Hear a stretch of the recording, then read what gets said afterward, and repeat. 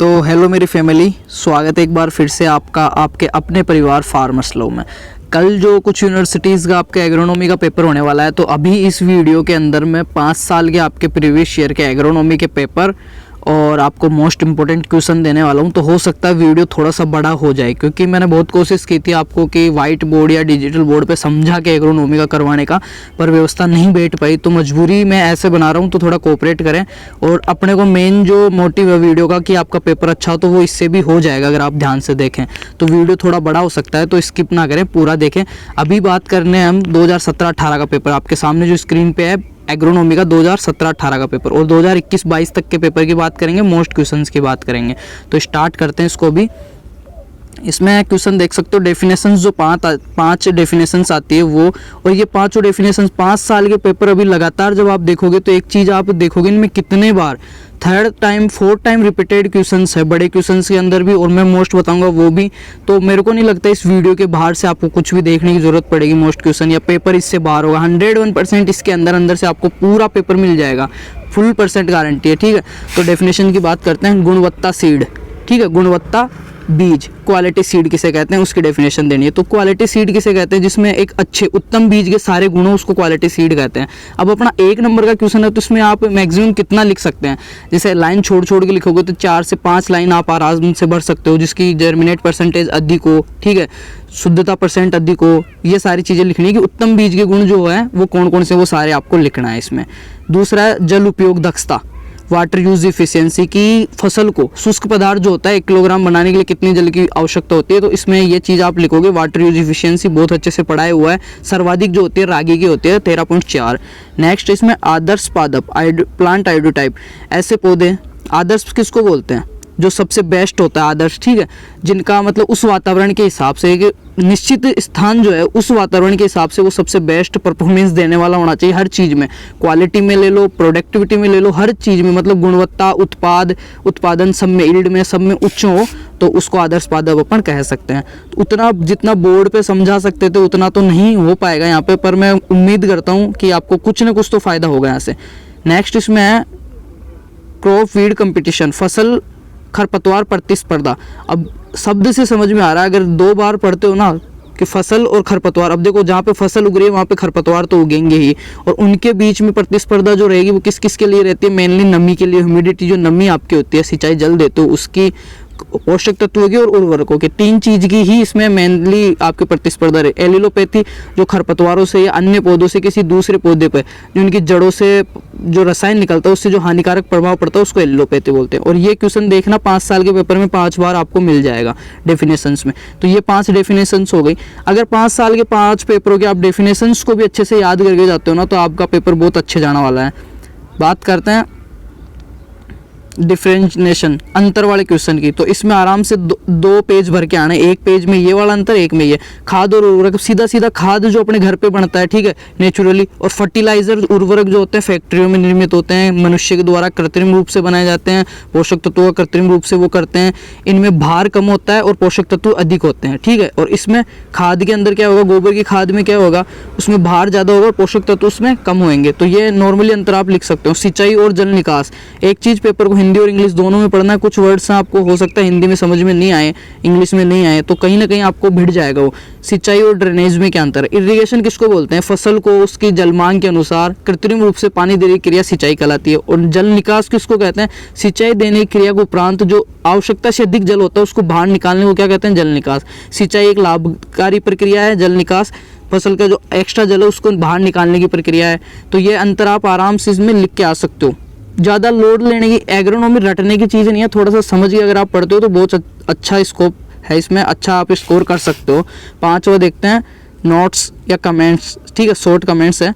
फसलों का वृद्धि एवं विकास, फसलों का वृद्धि एवं विकास, इसको कौन कौन से कारक प्रभावित करते हैं, जैविक कौन से, अजैविक कौन से हैं, वो आपको इसमें लिखने हैं। फसलों की खरपतवार के प्रति चुनाव, फसलों में खरपतवार नाशी के प्रति चुनाव। जो खरपतवार नाशी अपन यूज करते हैं सिलेक्टिव होता है, एक मतलब चयनात्मक होता है, ठीक है, और एक टच करने पे पूरा जाता है। तो उस प्रकार से आपके जो वीड वाला टॉपिक है, देखो एक बार एग्रोनॉमी का अगर आप सिलेबस देखोगे ना, उसमें 3 ही टॉपिक मेन मिलेंगे आपको, इरिगेशन, वीड और सीड वाला। तो इन्हीं में से सारे क्वेश्चन अभी आपको मिल जाएंगे। एक पोषक तत्व वाला अकेला टॉपिक है, आपके 7 से 8 लेक्चर ले रखा है एग्रोनॉमी के। ये बड़ा क्वेश्चन में देख लो, निम्नलिखित 3 प्रश्नों में किन्हीं 2 के उत्तर देने 1.5 पेज में आपको, ठीक है। पोषक तत्व उपयोग दक्षता से क्या तात्पर्य है? फसलों के पोषक तत्व उपयोग दक्षता में कारकों का वर्णन कीजिए। पोषक तत्व जो है, पहले तो इसमें पोषक तत्व लिखना है क्या होता है, ठीक है, कितने प्रकार के हैं, फिर उपयोग दक्षता में लिखना है किस रूप में, मतलब कौन कौन सी फॉर्म में ले रहे हैं काम में, कितना % ले रहे हैं, उसको उपयोग दक्षता बोलते हैं। उनके कारक क्या क्या हैं, तो इसमें क्लाइमेटिक कारक भी आएंगे, तापमान, नमी, हवा, प्रकाश। ये सेकंड है खरपतवार प्रबंधन के सिद्धांतों के बारे में लिखिए। खरपतवार प्रबंधन की अरासायनिक विधियां, नॉन केमिकल मेथड।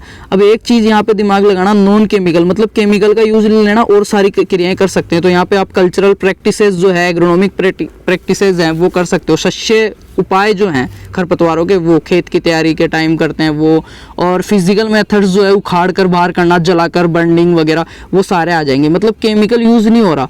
इस पर्सन को ये अगर नॉर्मल भाषा में आता है, ये इजी लैंग्वेज में, तो ये आ सकता था कि खरपतवार प्रबंधन के सिद्धांतों के बारे में लिखिए, तो खरपतवार प्रबंधन की रासायनिक विधियों की जगह यहाँ पे आ सकता था कि जैविक विधियाँ या सस्य वैज्ञानिक विधियों को बताइए। वही सेम चीज़ हो गई, इसको छोड़ना है, बाकी 2 को बताना है। राजस्थान के जल संसाधनों का बहुत ईजी है कि राजस्थान में जल संसाधनों में सर्वप्रथम कुओं का, नलकूपों का यूज होता था, कितने % होता है। हरियाणा में फव्वारा, राजस्थान में सर्वाधिक फव्वारा झुंझुनू, नहरें कहाँ पे है, हनुमानगढ़, श्रीगंगानगर, कुएँ कहाँ पे हैं, वो चीज़ आपको लिखनी है।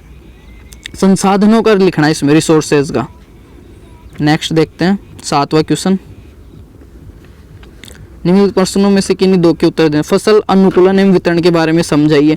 ये टॉपिक मैंने करवाया हुआ है। समस्याग्रस्त मृदाएं क्या होती है, विभिन्न समस्याग्रस्त, ये 2017 का पेपर है। तो ये अभी जो आने लग गए ना ये क्वेश्चन, ये सोइल साइंस में आने लग गए। कई बार एग्रोनॉमी में पूछ लेता है। तो समस्याग्रस्त मृदाओं में आपको 3 लिखनी है, लवण प्रभावित, है ना, क्षार प्रभावित और एक और, वो तीनों के बारे में आपको लिखना है। कितना क्षेत्रफल है, किस प्रकार से अधिक बरसात होती है वहाँ पे अम्लीय मृदाओं का निर्माण हो जाता है, ठीक है, सूखा रहता है, क्षारीय, वो सारी चीज़ आपको लिखनी है। जिंक सल्फेट किसके लिए काम में ले रहे हैं, वो चीज़ें हैं। तो सिंचाई की विभिन्न विधियों का वर्णन कीजिए। ये क्वेश्चन रट के लिख लेना, सिंचाई का ये क्वेश्चन आएगा ही आएगा। या तो पर्सनल किसी विधि के बारे में पूछेगा, माइक्रो प्रोपोगेशन या फव्वारा, क्यारी, किसी का भी एक का आपको, in horticulture crops and agronomy crops, एक का लेआउट आपको पूछ सकता है। तो ये कन्फर्म क्वेश्चन है। ये हो गया 2017 का। अब बात करते हैं 2018 के पेपर की। तो अब जो स्क्रीन पे दिख रहा है आपको 2018-19, वो था 17-18 का। इसको जल्दी से सोल्व आउट करते हैं। 5 साल के पेपर और फिर क्वेश्चंस, थोड़ा ज़्यादा बड़ा हो जाएगा वीडियो। इतना टाइम मेरे को नहीं लगता आपके पास होगा एग्जाम टाइम में। आपको और भी चैटिंग वगैरह, इंस्टाग्राम भी चलाना होता है। तो देखते हैं आधार बीज, आधार फाउंडेशन सीड किसको बोलते हैं, आधार सफ़ेद कलर का टैग होता है, ठीक है। मदर सीड जिसको बोलते हैं, सफ़ेद कलर का टैग होता है। और इससे कौन कौन से सीड बनाते हैं वो आप ऐसे एरो लगा के लिख सकते हो। 5 प्रकार के सीड होते हैं, 5 का। तो 1 नंबर के में तो ज़्यादा नहीं लिखना, पोषक तत्व उपयोग दक्षता, ये पहले बड़े क्वेश्चन में था, यहाँ पे डेफिनेशन में आ गया है, मैंने बता दिया ऑलरेडी। फसल जल आवश्यकता, क्रॉप वाटर रिक्वायरमेंट, एक फसल को शुरू से बुआई से लेकर उसके उत्पादन तक, उसका पूरा जो लाइफ साइकिल है वो कंप्लीट करने के लिए जितने जल की आवश्यकता होती है उसको फसल जल आवश्यकता बोलते हैं, या उसकी जल मांग भी उसको अपन कह सकते हैं। नेक्स्ट बात करते हैं डेफिनेशन की। फसल चक्र, क्रॉप रोटेशन क्या होता है, निश्चित फसलों को नियमित अवधि के अंदर बदल बदल कर जो उनको उगाते हैं उसको फसल चक्कर कहते हैं। अम्लीय मृदाएं क्या होती है, अधिक वर्षा होती है वहाँ पे अम्लों की मात्रा अधिक हो जाती है और अम्लीय मृदाओं का निर्माण हो जाता है। नेक्स्ट बात करते हैं, अधिक नमी के कारण हो जाता है। उत्तर वाला, प्राथमिक भू परिष्करण, द्वितीयक भू परिष्करण, बहुत अच्छे से पढ़ाया है। डिस्क्रिप्शन में एक लिंक दूंगा, या आप चेक कर लेना, कमेंट्स बॉक्स में आपको एक लिंक मिलेगा जिसमें पिछले साल के जो मोस्ट क्वेश्चंस थे वो भी आप देख के, वो वीडियो अगर आप देख लोगे, वो वीडियो और एक 18 मिनट का इरिगेशन का वीडियो है और 14-15 मिनट का टिलेज का वीडियो है, भू परिष्करण का। मैं कह रहा हूँ ये 4-5 वीडियो अगर आप 1.5 से 2 घंटा तैयारी करके जाते हो ना वीडियो के माध्यम से, तो भी आप एग्रोनॉमी में 75% स्कोर करके ही आओगे। लिखने का आपके ऊपर है, कितना आप टाइम लेते हो, कितना आप लिख सकते हो, वो चीज़ है। देखते हैं primary tillage and secondary tillage, बहुत अच्छे से बताया हुआ है। टिलेज का जो फादर है जेंथ्रोटुल, ये भी मैंने बताया हुआ है। टिलेज कितने प्रकार का होता है, जीरो टिलेज, मिनिमम, मैक्सिमम, वो सारा बताया हुआ है। तो प्राइमरी टिलेज क्या होता है और सेकेंडरी टिलेज, इसमें क्वेश्चन ऐसे भी आ सकता है, प्राथमिक भू परिष्करण यंत्र कौन कौन से और द्वितीय कौन से। तो बुआई से पहले जो काम में आ रहे हैं वो प्राथमिक में आ गए, उसके बाद वाले द्वितीय में आते हैं। स्थूल कार्बनिक खाद्य और सांद्र कार्बनिक खाद्य, बल्कि ऑर्गेनिक मैटर्स और कॉन्सिडेंट। तो इसमें क्या अंतर होता है, बल्क अभी जो मैंने उसमें खाद और उर्वरक में बताया था कि इनमें जैविक पदार्थ जो है, कार्बनिक पदार्थ की मात्रा अधिक होती है और पोषक तत्व की मात्रा कम होती है। और इनमें क्या होता है, पोषक तत्व की मात्रा अधिक होती है और कार्बनिक पदार्थ की मात्रा कम होती है। स्थूल में जैसे आगे गोबर की खादें वगैरह आ गए आपके, और इसमें आ गई खड़ियाँ, नीम की खली हो गई आपके, सूखा रक्त हो गया, ब्लड मील जिसको बोलते हैं, वो खादें आती हैं इनमें। मतलब भार में कमी रहेगी, पोषक तत्व अधिक रहेंगे, उनको बोलते हैं। मोटा मोटा मैं समझा रहा हूँ। 5वें क्वेश्चन की बात करते हैं, आदर्श पादपों में उनकी विशेषताएं। ये फिर से आइडियोटाइप प्लांट्स, और विशेषताएं क्या होगी कि वहाँ की जलवायु के अनुकूल होगा, अच्छा उत्पादन वाला होगा, और अच्छा उसके गुणवत्ता होगी, उत्पादन जो हो रहा है उसमें। सारी जो एक अच्छे पादप की विशेषताएं वो आपको लिख के आनी। खरपतवारों का आर्थिक महत्व ये लिखना है कि खेती के अंदर खरपतवारों का आर्थिक महत्व की बात करें तो किसान को बहुत ज़्यादा नुकसान पहुंचाते हैं। ये 40 से 50% तक नुकसान कर सकते हैं। बाकी मैंने पढ़ा हुआ है ये वीड साइंस का पूरा टॉपिक। और इनका आर्थिक महत्व में ऐसे भी इनसे कुछ प्रोडक्ट्स वगैरह भी बनते हैं। तो शॉर्ट नोट्स में आराम से आप एक पेज में ये सारी चीज़ें लिख के आ सकते हो। 6वें क्वेश्चन की बात करते हैं, सिंचाई की फव्वारा विधि। सिंचाई में से एक क्वेश्चन डेफिनेट है, 100% कोई भी विधि के बारे में पूछ सकता है या लेआउट इनका बनवा सकता है। तो यहाँ पे आ गया सिंचाई की फव्वारा विधि एवं बूंद बूंद सिंचाई विधि के बारे में लेआउट बनाकर इनको अनुकूलता एवं लाभ हानियाँ बचपन से पढ़ते आ रहे हो। मेरे को नहीं लगता ये समझाने की जरूरत है कि बूंद बूंद इजराइल के द्वारा विकसित है, सिमचा विलास वैज्ञानिक ने की थी। फव्वारा विधि भी इजराइल के द्वारा है। राजस्थान में सर्वाधिक फव्वारा झुंझुनू में होता है। ड्रिप राजस्थान के अंदर जयपुर में है। और इनके बारे में आपको लिखना है। बूंद बूंद सिंचाई विधि में प्रेशर कितना रखते हैं, दबाव कितना रखते हैं, इसका हृदय है, इमीटर्स को कहते हैं। फव्वारे के अंदर नोजल को इसका हृदय बोलते हैं। मेन चीज़ नोजल होती है। पाइप की लंबाई कितनी होती है, प्लस इसके जो लाभ और नुकसान है। तो पहले आपको इसके लाभ लिखने हैं दोनों के, फिर इनके नुकसान लिखने हैं। अलग अलग आपको करना है विधियाँ। तो इसका लाभ लिख सकते हो, फव्वारा विधि के अंदर आपकी पानी की बचत हो जाती है। हानियों में लिख सकते हो जहाँ पे वायु की गति जो ज़्यादा चलती है, अगर 12 किलोमीटर प्रति घंटा से तेज है तो इसमें यूज़ नहीं कर सकते हो। और बूंद बूंद के अंदर आप लिख सकते हो कि असमतल कोई सी भी भूमियों में यूज कर सकते हो, पर बड़ी फसलों में नहीं, सब्जियों के लिए बेस्ट है। तो ये मोटा मोटा आप लिख सकते हो। थोड़ा सा मैं बता रहा हूँ यहाँ पे। सेकंड है, कृषि में जल निकास को परिभाषित कीजिए। कृषि में जल निकास की विभिन्न विधियाँ, इसके अंदर वो मोल नालियाँ, कटआउट नालियाँ, पक्की नालियाँ, ठीक है, वो नालियाँ आती है।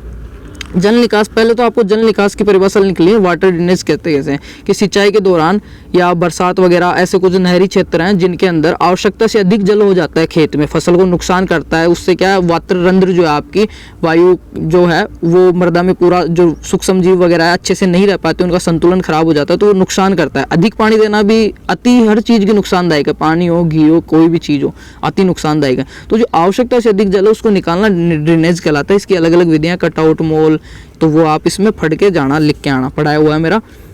आवश्यक पोषक तत्वों का वर्गीकरण दीजिए। आवश्यक पोषक तत्वों का वर्गीकरण किसने दिया था? आर्नोन स्टाउट ने दिया था। कब दिया था इसको? दोबारा किसने दिया? कौन कौन से आवश्यक पोषक तत्व है, कौन से सन में दिया, ठीक है। प्राथमिक CM NPK, फिर CMGS हो गए जो बच गए, जो सूक्ष्म में आ गए, कितनी मात्रा में चाहिए। प्राथमिक पोषक तत्वों के लक्षणों के बारे में, NPK प्राथमिक हो गए, नाइट्रोजन, फॉस्फोर, पोटेशियम, इनके बारे में आपको लिखना है। नाइट्रोजन वानस्पतिक वृद्धि, फॉस्फोरस किस काम में, जड़ों के विकास में इत्यादि में, और पोटेशियम रोग कीटों के अंदर उनके जो क्षमता है लड़ने की उसमें। पोषक तत्वों की उपलब्धता को प्रभावित करने वाले कारक, ये भी आपको लिख के आना है।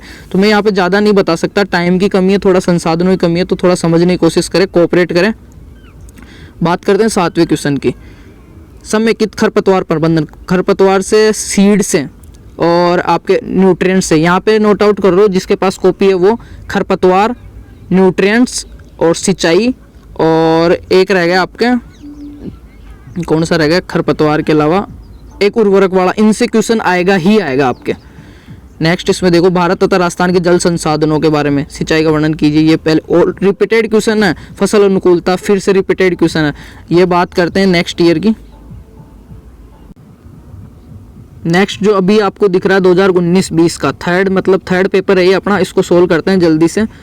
इसमें देखना कितने रिपीटेड क्वेश्चंस हैं। निरपेक्ष खरपतवार, एब्सोल्यूट वीड, ऐसे खरपतवार जिनका कोई फायदा नहीं है, ऐसे पौधे जो पूर्ण रूप से केवल किसान को हानि ही पहुंचाते हैं, उनको बोलते हैं। अजोला क्या है? BGA ग्रीन, ठीक है, ग्रीन खाद के रूप में भी यूज करते हैं। लवण प्रभावित मृदाएं, बिल्कुल शॉर्ट में डेफिनेशन आपको लिख के आनी है। उत्तेरा फसलें किसे कहते हैं, ये भी मैंने पढ़ाया हुआ अच्छे से। बीज का वास्तविक मूल्य क्या होता है, रियल वैल्यू ऑफ सीड, उसका जर्मिनेट परसेंटेज वगैरह वो इसमें आपको लिखना है, कैसे क्या क्या इसका फॉर्मूला है वो चीज़।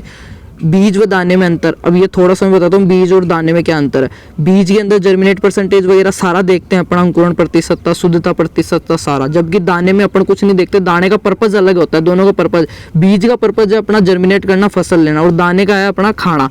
तो अगर कोई बीज डोरमेंसी में है, कोई दाना उसमें जर्मिनेट परसेंटेज भी नहीं है, अशुद्धता भी है, तो उसको अपन साफ सुथरा करके खा सकते हैं, पर उसको फसल में यूज नहीं ले सकते। फसल वालों के लिए क्या ये चीज़ें कंपलसरी, जो एक उत्तम बीज के गुण जो है ना वो सारे इसमें लिख के आना, स्कीम में अंतर में।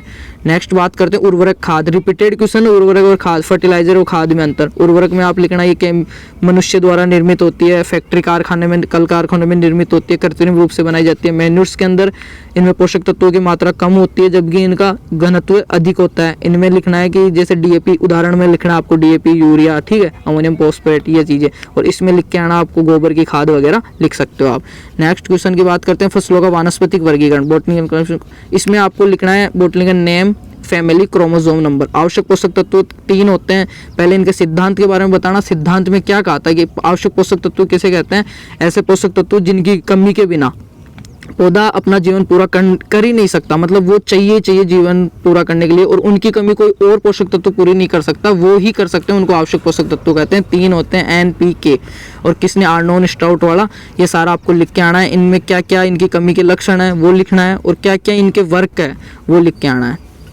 नेक्स्ट बात करते हैं 6वां क्वेश्चन, बूंद बूंद सिंचाई विधि। फिर से आ गया है ये ड्रिप का, सिमचाबलास, इजराइल, ये सारा लाभ हानि आप आराम से लिख सकते हो। इसमें प्रेशर कितना रखते हैं, पानी की कितनी 70 से 75% बचत होती है, वो चीज़ें।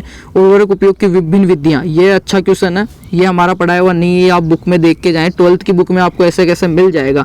इसकी बहुत सारी विधियाँ हैं, जड़ में देते हैं सीधा, एक बोलते हैं फर्टिगेशन जिसको बोलते हैं, सिंचाई जल के साथ देना, छिटक कर देना, वो विधियाँ हैं इनकी।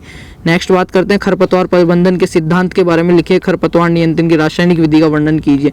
वीड साइंस में से आ गया, फिर से खरपतवार वाला क्वेश्चन है। खरपतवार प्रबंधन, इसके अंदर आपको जो इसके 3 या 4 मेथड वो लिख के आना है, बाई केमिकल, ठीक है, और फिजिकली, एग्रोनॉमिकल जो सच्चे वैज्ञानिक उपाय है, कल्चरल मेथड, वो आपको इसमें लिख के आना है। निम्नलिखित उत्तर दीजिए। 7वां क्वेश्चन देखो आपके 10 नंबर का आता है, पौधों में वृद्धि क्या है, ग्रोथ क्या है? वृद्धि विकास को प्रभावित करने वाले कारक, तो इसमें 2 होते हैं, जैविक और अजैविक कारक। जैविक कारकों के अंदर आपको क्या लिखना है? वृद्धि के अंदर रोग, कीट, ठीक है, सूक्ष्म जीव वगैरह ये। और इसमें जैविक के अंदर और चीज़ें, मनुष्य भी आ सकता है, पशु पक्षी, सारे जो भी इसकी वृद्धि को या इसको नुकसान पहुंचा सकते हैं वो सारे आएंगे। जबकि जो आपके अजैविक है, क्लाइमेट वगैरह, वो चीज़ें इसमें आ जाएगी। राजस्थान के सिंचाई जल संसाधनों का 3rd टाइम रिपीटेड क्वेश्चन है ये, पढ़ के जाना। कुआं, नलकूप, सिंचाई जल के जो भी है राजस्थान में, कौन से कहाँ पे होती है, ड्रिप कहाँ पे है, फव्वारा कहाँ पे, वो चीज़ें। NPK का वर्गीकरण उर्वरकों का, तो ये प्राथमिक पोषक तत्वों वाला टॉपिक है, वहीं पे अटैच में ये फर्टिलाइजर वाला टॉपिक भी दिया हुआ है, तो ये भी आप ध्यान से देख के जाएं। नेक्स्ट बात करते हैं अगले ईयर के पेपर की, 4th पेपर की।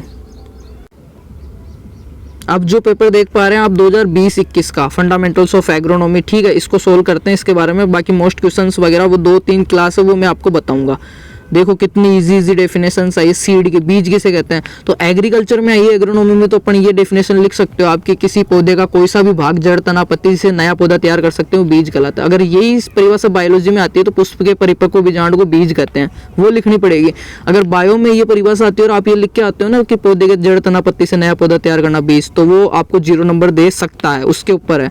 तो बायोलॉजी में अलग है और एग्रीकल्चर में अलग है, तो अपने ये वाली लिख के आनी है। एग्रोनॉमी किसे कहते हैं? सस्य विज्ञान, ये एग्रोनॉमी वाई आ गया, इसके पीछे ग्रीक शब्द है, ठीक है, किससे इसकी उत्पत्ति है? Father of agronomy Pietro de Crescenzi, star लगा के लिखे आना। एग्रोनॉमी में लिखे आना फसलों का, ठीक है, मृदा प्रबंधन करते हुए फसल उत्पादन का अध्ययन करना एग्रोनॉमी कहलाता है। एग्रीकल्चर की एक ब्रांच है। जल उपयोग दक्षता रिपीटेड क्वेश्चन मैंने बता दिया। नेक्स्ट देखते हैं शाकनाशी, हर्बिसाइड, विद्युत चालकता, ईसी क्या होता है? जो मृदा आपकी सारणी पढ़ोगे, अम्लीय, लवणीय, क्षारीय मृदाओं में जो अंतर डिफरेंट करोगे, वहाँ पे होती है ईसी, जो विद्युत चालकता होती है, कितने डाइसेमेंस से ऊपर नीचे, तो इसमें 4 आपको मिलेगा, ये आप देख लेना एक बार। निम्नलिखित में अंतर कीजिए, फिर से रिपीटेड क्वेश्चन है। शून्य भू परिष्करण, पहले आया था प्राथमिक टिलेज, ठीक है, प्राइमरी और सेकेंडरी टिलेज, अब आया जीरो टिलेज और मिनिमम। जीरो टिलेज सीधा सीधा है, कुछ भी नहीं करते, एक फसल है उसको काटा और उसके ऊपर दूसरी फसल बुआई कर दी, उसको बोलते हैं जीरो टिलेज। और मिनिमम न्यूनतम टिलेज कि थोड़ा बहुत उसके जो घास फूस था, जो कचरा था, उसको उठा के कर दी, उसको बोलते हैं न्यूनतम टिलेज। नेक्स्ट प्रमाणित बीज एवं प्रजनक बीज, सर्टिफाइड सीड और ब्रीडर सीड। सर्टिफाइड जो सीड होता है उस पे नीले कलर का टैग होता है, प्रजनक पे पीला टैग होता है। पहली चीज तो ये अंतर होगा। सर्टिफाइड सीड किसानों को दिया जाता है, प्रजनक बीज जो ब्रीडर होता है, जो लैब वगैरह होती है, प्रयोगशाला, वहाँ पे उगाया जाता है, जहाँ पे बीज तैयार किया जाता है वहाँ पे। तो ये अंतर आप लिख देना, सीड वाले टॉपिक में पढ़ाया हुआ है मेरा, नीचे में लिंक दूंगा एक एग्रोनॉमी का पूरा। सिंचाई के गुण के पानी, इसमें इसकी कितना, तो इसमें ईसी होना चाहिए, ठीक है, कितना साल्ट होना चाहिए वो सारी चीज़, शाकनाशियों पे जैव नियंत्रण, वीड कंट्रोल, बायोलॉजिकल, तो इसमें जो मित्र कीट वगैरह हैं उनके बारे में आपको लिखना है। छठा क्वेश्चन देखते हैं, खरपतवार को परिभाषित कीजिए, खरपतवार लाभ हानियाँ। खरपतवार किसे कहते हैं? खरपतवार साइंस का जो फादर है उसके बारे में आपको लिखना है, एक पुस्तक भी है HHB, उसके बारे में लिखना है। जेंथ्रोटूल के बारे में लिखना है, ठीक है। खरपतवार को परिभाषित कीजिए। ऐसे अवांछनीय पौधे जो बिना बोए उग जाते हैं और हमेशा किसान को लाभ की तुलना में हानि देते हैं, क्या कहलाते हैं? खरपतवार कहलाते हैं। नेक्स्ट, उर्वरक क्या है? फर्टिलाइजर वाला कह रहा हूँ मैं, फर्टिलाइजर, ये क्वेश्चन कन्फर्म। उर्वरक क्या है? उर्वरक क्या है? विभिन्न प्रकार के उर्वरकों को उदाहरण के साथ सूचीबद्ध कीजिए। पोटास के उर्वरकों को विस्तार से चर्चा कीजिए, ये आपको करके आना है।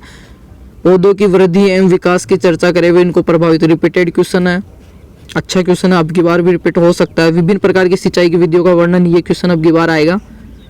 नेक्स्ट देखते हैं, समस्याग्रस्त मृदाओं को परिभाषित कीजिए, वो विभिन्न प्रकार की सूचीबद्ध, 3 ही प्रकार की होती है समस्याग्रस्त मृदाएं। नेक्स्ट है भू परिष्करण एवं वयन, देख लो टिलेज से नेक्स्ट क्वेश्चन और आ गया। भू परिष्करण को परिभाषित कीजिए और वयन योग्यता, टिलेज किसको बोलते हैं? जो भू टिल्थ, एक इसमें 3 चीजें होती है भू परिष्करण के अंदर, टिलेज, टिल्थ और प्राइमरी टिलेज और सेकेंडरी टिलेज, इनमें अंतर पूछता है। तो भू परिष्करण विभिन्न प्रकारों के विस्तार से चर्चा कीजिए। 3 इसके प्रकार लिख के आना। भू परिष्करण किसको कहते हैं? मृदा का। भू यानी भूमि, परिष्करण मतलब शुद्ध करना, जो खाली पड़ी भूमि है उसको फसल उपजाऊ, फसल उत्पादन लेने योग्य, फसल उगाने योग्य बनाने की जो क्रियाएं की जाती है उसको भू परिष्करण कहते हैं। नेक्स्ट देखते हैं 2022-23 का पेपर। अब जो आपके पास जो पेपर है स्क्रीन के ऊपर, वो आपके 2021-22 का जो लास्ट ईयर ही लगा है। इसमें देखते हैं एलिलोपैथी, रिपीटेड क्वेश्चन है, मैंने बता दिया। फसल चक्कर मैंने बता दिया, फसलों को नियमित रूप से उनको घुमा घुमा कर बोना, ठीक है, फसल चक्कर कहलाता है। फसल खरपतवार प्रतिस्पर्धा, ये भी मैंने बता दिया, रिपीटेड क्वेश्चन है। नेक्स्ट देखते हैं जल उपयोग दक्षता और बीज, ये 2 बार डेफिनेशन, ये सेम डेफिनेशन रिपीट हो रही है। 5 साल के पेपर दे दिए, इनके बाहर कुछ भी नहीं है। मोस्ट क्वेश्चन भी मैं दे दूंगा। खाद व उर्वरक में अंतर, सेम चीज है। Primary tillage, secondary tillage, same चीज है, रिपीटेड क्वेश्चन है। खरपतवारों का आर्थिक महत्व और आवश्यक पोषक तत्व है, ये भी आए हुए हैं। सेम पेपर आया था, 1 या 2 क्वेश्चन चेंज थे। पौधों में वृद्धि विकास को प्रभावित करने वाले कारक, राजस्थान में सिंचाई जल संसाधनों के बारे में चर्चा, खरपतवार की परिभाषा वगैरह। ये तो हो गया आपके मोस्ट 5 साल के पेपर। अभी जो बात करने वाले हैं अपन, वो आपके जो पेपर कल जो पेपर है उसके बारे में। तो मैं या तो चैनल के पेज पे कम्युनिटी पोस्ट में एक लास्ट ईयर मैंने मोस्ट क्वेश्चंस का वीडियो डाला था, वो आप देख लेना। उस 13-14 मिनट का वीडियो है। एक सिंचाई का वीडियो है जिसमें लिखा हुआ है कि 50% एग्रोनॉमी का रिवीजन क्लास, उसको आप देख के जाना। जिनका देखा हुआ है ना उनको भी मैं एक बार सजेस्ट करूंगा कि दोबारा देखें। और 1-2 टॉपिक्स और भी हैं, डिस्क्रिप्शन में मैं लिंक दूंगा। जिनको डिस्क्रिप्शन में नहीं मिलता है वो मेरे को कमेंट कर देना, मैं उनको कमेंट करके भेज दूंगा लिंक पर्सनली। अभी टॉपिक्स कौन कौन से स्पेशली आपको देख के जाना है? पोषक तत्वों वाला, एक तो पोषक तत्वों वाला, इस स्क्रीन पे थोड़ा लिखने में दिक्कत होती है। दूसरा खरपतवार, तीसरा टिलेज, चौथा सिंचाई। पोषक तत्व वाले में उर्वरक भी अटैच में दिए हुए हैं तो वो भी आपको पढ़ना है, ठीक है। और 5वां सीड क्लासिफिकेशन का एग्रोनॉमी का जो आप पढ़ोगे उसका। इन 5 टॉपिक्स के बाहर कोई भी क्वेश्चन नहीं है। पोषक तत्व, खरपतवार, सिंचाई, इन्हीं में से आपको बड़े और छोटे डेफिनेशन सारा मिल जाएगी। बाकी ये 5 साल के पेपर देखें, इनके डेफिनेशन आप याद करके जाना। और मैं जो 3 वीडियो के लिंक्स दूंगा, इसके डिस्क्रिप्शन में भी दूंगा, कम्युनिटी में भी डाल दूंगा, हर जगह, तो वो आप चेकआउट करके देख के जाएँ। बाकी सभी को best of luck and thank you so much. और हाँ, एक और चीज़, 7 फरवरी 2023 को मेरे को ये फैमिली, ये प्लेटफॉर्म बनाए 3 साल पूरे हो जाएंगे। तो मैं चाहता हूँ 7 फरवरी को अपने इस पे पूरा कंप्लीट 70,000 की फैमिली हो जाए। अभी 69.1 है, मतलब 69,100 और कुछ सब्सक्राइबर्स हैं, मेंबर्स जुड़े हुए हैं। तो मैंने अभी तक कुछ कहा नहीं है, मैंने लगभग 400 वीडियो डाल दी, कभी आपको कहा नहीं। पर ये मेरी इच्छा है कि अब की बार 7 फरवरी से पहले ये कैसे भी 70,000 होने चाहिए। जो भी 800-900 मेंबर कम पड़ रहे हैं, तो जितना ज़्यादा हो सके वीडियो को शेयर करना। और उम्मीद करता हूँ, ये आपसे एक उम्मीद की है कि 70,000 की, तो ये आप पूरी करोगे 7 फरवरी से पहले। बाकी सभी को बेस्ट ऑफ लक है। Thank you so much.